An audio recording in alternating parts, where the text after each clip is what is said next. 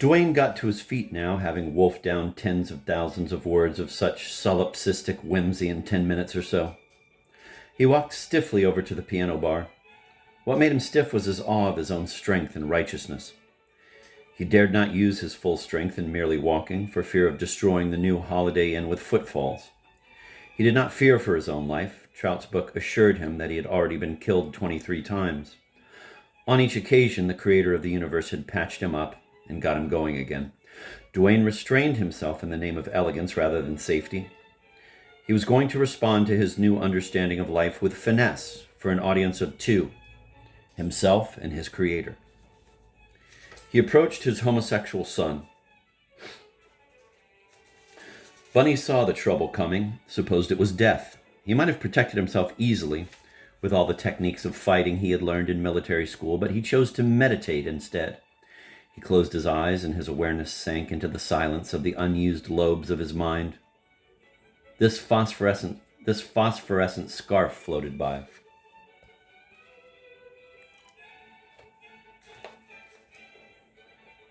Duane shoved Bunny's head from behind. He rolled it like a cantaloupe up and down the keys of the piano bar. Duane laughed, and he called his son a goddamn cock-sucking machine.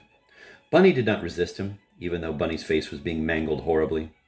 Duane hauled his head from the keys, slammed it down again. There was blood on the keys, and spit, and mucus. Bunny did not resist him. Excuse me, I already read that. Rabo Karabekian and Beatrice Kiedzler and Bonnie McMahon all grabbed Duane now, pulled him away from Bunny. This increased Duane's glee. Never hit a woman, right? He said to the creator of the universe. He then socked Beatrice Kiedzler on the jaw. He punched Bonnie McMahon in the belly. He honestly believed that they were unfeeling machines. All you robots want to know why my wife ate Drano, Duane asked his thunderstruck audience. I'll tell you why. She was that kind of machine. There was a map of Duane's rampage in the paper the next morning. The dotted line of his route started in the cocktail lounge, crossed the asphalt to Francine Pefko's office in his automobile agency, doubled back to the new Holiday Inn again, then crossed Sugar Creek in the westbound lane of the interstate to the median divider, which was grass. Duane was subdued on the median divider by two state policemen who happened by. Here's what Duane said to the policemen as they cuffed his hands behind his back. Thank God you're here. Duane didn't kill anybody on his rampage, but he hurt 11 people so badly they had to go to the hospital, and on the map in the newspaper there was a mark indicating each place where a person had been injured seriously. This was the mark, greatly enlarged.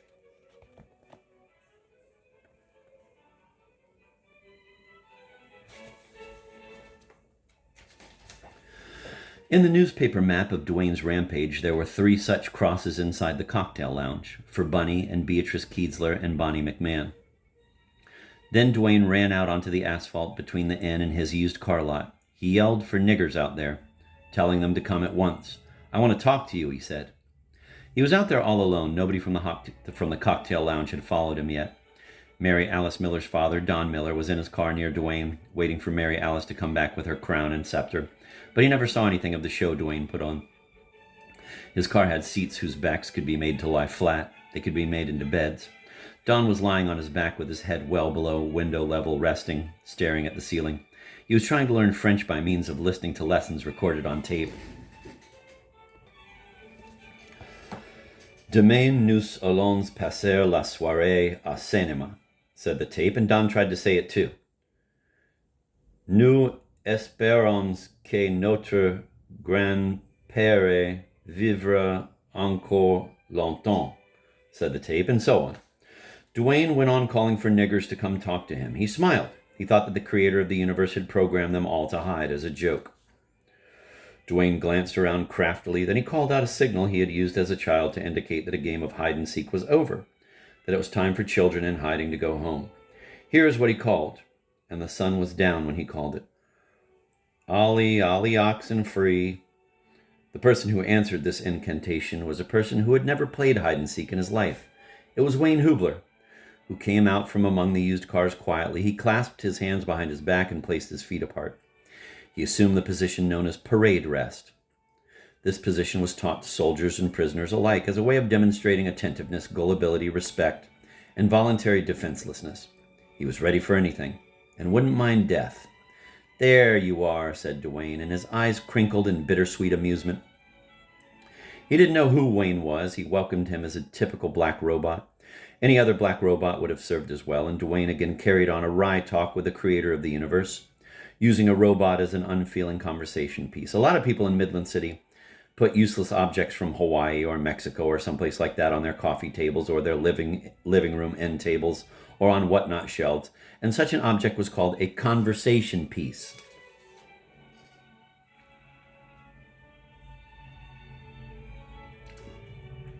Wayne remained at parade rest while Dwayne told of his year as a county executive for the Boy Scouts of America when more black young people were brought into scouting than in any previous year. Dwayne told Wayne about his efforts to save the life of a young black man named Peyton Brown, who at the age of 15 and a half became the youngest person ever to die in the electric chair at Shepherdstown. Dwayne rambled on about all the black people he had hired when nobody else would hire black people, about how they never seemed to be able to get to work on time. He mentioned a few, too, who had been energetic and punctual, and he winked at Wayne, and he said this: "They were programmed that way." He spoke of his wife and son again, acknowledged that white robots were just like black robots, essentially, and that they were programmed to be whatever they were, to do whatever they did. Dwayne was silent for a moment after that. Mary Alice Miller's father was meanwhile continuing to learn conversational French while lying down in his automobile, only a few yards away. And then Dwayne took a swing at Wayne. He meant to slap him hard with his open hand, but Wayne was very good at ducking. He dropped to his knees as the hand swished through the air where his face had been. Dwayne laughed. "African Dodger," he said. This had reference to a sort of carnival booth, which was popular when Dwayne was a boy. A black man would stick his head through a hole in a piece of canvas at the back of a booth, and people would pay money for the privilege of throwing hard baseballs at his head. If they hit his head, they won a prize. So Dwayne thought that the creator of the universe had invited him to play a game of African Dodger now. He became cunning, concealed his violent intentions with apparent boredom, then he kicked at Wayne very suddenly. Wayne dodged again and had to dodge yet again almost instantly, as Dwayne advanced with quick combinations of intended kicks, slaps, and punches. And Wayne vaulted onto the bed of a very unusual truck, which had been built on the chassis of a 1962 Cadillac limousine. It had belonged to the Maritimo Brothers Construction Company. Wayne's new elevation gave him a view past Dwayne of both barrels of the interstate and of a mile or more of Will Fairchild Memorial Airport, which lay beyond, and it is important to understand at this point that Wayne had never seen an airport before, was unprepared for what could happen to an airport when a plane came in at night. That's all right, Dwayne assured Wayne. He was being a very good sport. He had no intention of climbing up on the truck for another swing at Wayne. He was winded, for one thing. For another, he understood that Wayne was a perfect dodging machine. Only a perfect hitting machine could hit him. "You're too good for me," said Dwayne.